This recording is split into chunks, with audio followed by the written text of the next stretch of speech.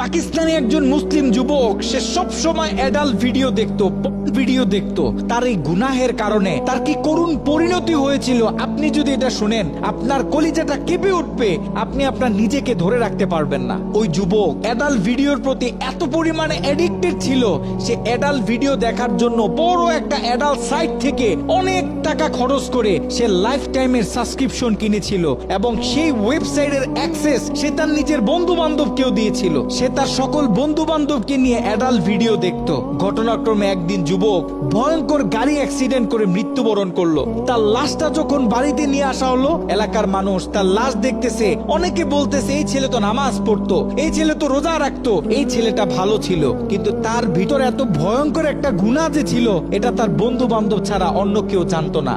সকলে মিলে তাকে দাফন করে যখন বাড়িতে চলে আসলো, ওই ছেলের মা গভীর রাত্রে মোনাজাতে আল্লাহর কাছে দোয়া করতেছিল, আল্লাহ আমার ছেলে যদি কোনো ভুল করে থাকে তুমি আমার ছেলেকে ক্ষমা করে দাও, আমার ছেলের কোনো গুনাহের কারণে তুমি তাকে জাহান্নামে দিও না, তার কবরটাকে জান্নাতের টুকরা বানায় দাও। দোয়া করতে করতে মা এক পর্যায়ে ঘুমিয়ে পড়লো। মা যখন ঘুমিয়ে পড়লো, তিনি স্বপ্নে ভয়ঙ্কর একটা দৃশ্য দেখলেন। তিনি দেখতেছে তার ছেলের কবরে আল্লাহ পাক জাহান্নাম থেকে কিছু ফেরেশতা নিযুক্ত করলেন এবং ওই ফেরেশতাদের হাতে বড় বড় কিছু কুড়াল, যে কুড়াল দিয়ে সকল ফেরেশতারা মিলে একসাথে তার ছেলের শরীরে আঘাত করতেছে। যদি তার ছেলের হাতে আঘাত করে তাহলে হাতটা কেটে দূরে গিয়ে পড়তেছে, যদি পায়ে আঘাত করে তাহলে পাটা কেটে দূরে গিয়ে পড়তেছে। তার ছেলে ভয়ঙ্কর ভাবে চিৎকার দিতেছে। ছেলের ভয়ঙ্কর চিৎকার শুনে মায়ের ঘুম ভেঙে গেল। মা উঠে আবার তাহাজ্জুদ নামাজের জন্য প্রস্তুতি নিলেন, আল্লাহ তাআলার কাছে দোয়া করতেছেন। দ্বিতীয় দিন গভীর রাতে যখন মা ঘুমিয়ে পড়লেন, তিনি দ্বিতীয় দিন আরো ভয়ঙ্কর চিত্র দেখলেন, যেখানে প্রথম দিন 8 থেকে 10 জন ফেরেশতা দিয়ে আল্লাহ পাক তার ছেলের উপর আযাব দিতেছিলেন, সেখানে দ্বিতীয় দিন 30 থেকে 40 জন জাহান্নামী ফেরেশতারা তার ছেলের উপর আযাব দিতেছিল। তার মা আরো ভয় পেয়ে গেল। তৃতীয় দিন গভীর রাতে ওই ছেলের মা যখন আবার ঘুমিয়ে পড়লো, তৃতীয় দিন তিনি খেয়াল করলেন 50 থেকে 60 জন জাহান্নামী ফেরেশতারা তার ছেলের উপর আযাব দিতেছে, তার ছেলের উপর আক্রমণ করতেছে, তার ছেলে ভয়ঙ্কর ভাবে চিৎকার দিতেছে। দিন যত বাড়তেছে আল্লাহ পাক জাহান্নাম থেকে তত বেশি ফেরেশতা তার ছেলের উপর নিযুক্ত করতেছে।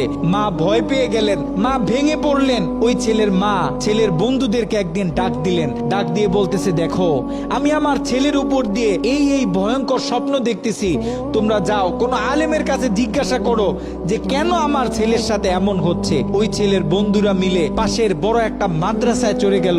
ওই মাদ্রাসায় ছিল একজন শাইখুল হাদিস। তার কাছে গিয়ে যখন পুরো স্বপ্নটা ব্যাখ্যা করা হলো, শাইখুল হাদিস স্বপ্নটা শুনে তিনি থরথর করে কাঁপতেছিলেন। শাইখুল হাদিস ওই ছেলের বন্ধুদেরকে জিজ্ঞাসা করতেছে, তোমাদের বন্ধু দুনিয়াতে থাকা অবস্থায় এমন কি কোনো গুনাহ করত যেই গুনাহ তার মৃত্যুর পরে এখন অন্য মানুষ করতেছে? তখন ওই ছেলের বন্ধুগুলো মাথাটা নিচের দিকে আসামির মতো দিয়ে চোখের পানি ছেড়ে বলতেছে, হ্যাঁ আমাদের বন্ধু এমন একটা গুনাহ করত যেই গুনাহটা সে পৃথিবী থেকে চলে যাওয়ার পরেও এখন আমরা করতেছি, আমাদের থেকে অন্য মানুষেরা করতেছে, তাদের থেকে অন্য মানুষেরা করতেছে।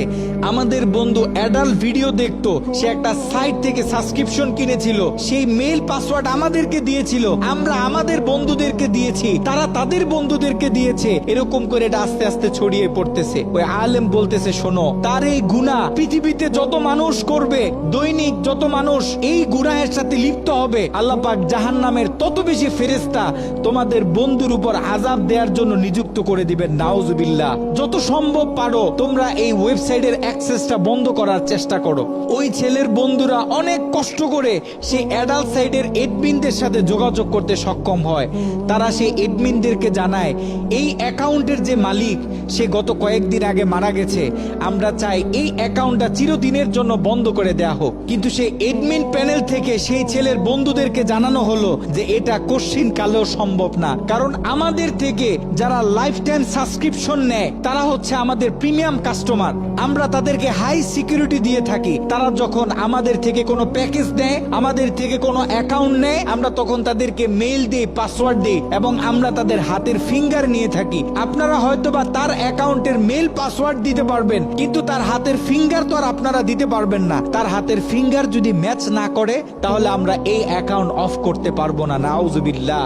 একটু চিন্তা করে দেখেন, ওই ছেলের রেখে যাওয়া অ্যাকাউন্ট থেকে যত মানুষ খারাপ কাজে লিপ্ত হবে, যত মানুষ পর্ন ভিডিও দেখবে, তত গুনাহ তার আমল নামায় যেতে থাকবে।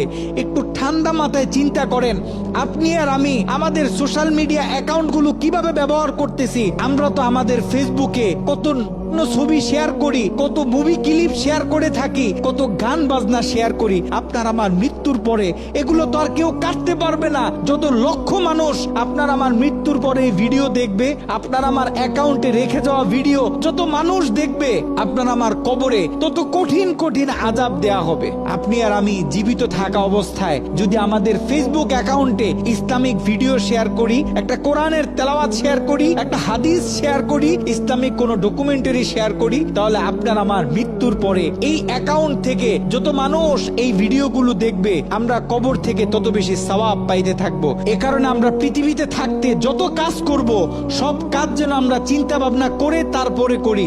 এমন কোনো কাজ করব না যে কাজ আমার মৃত্যুর পরে আমার কবরে আযাব বাড়িয়ে দিবে।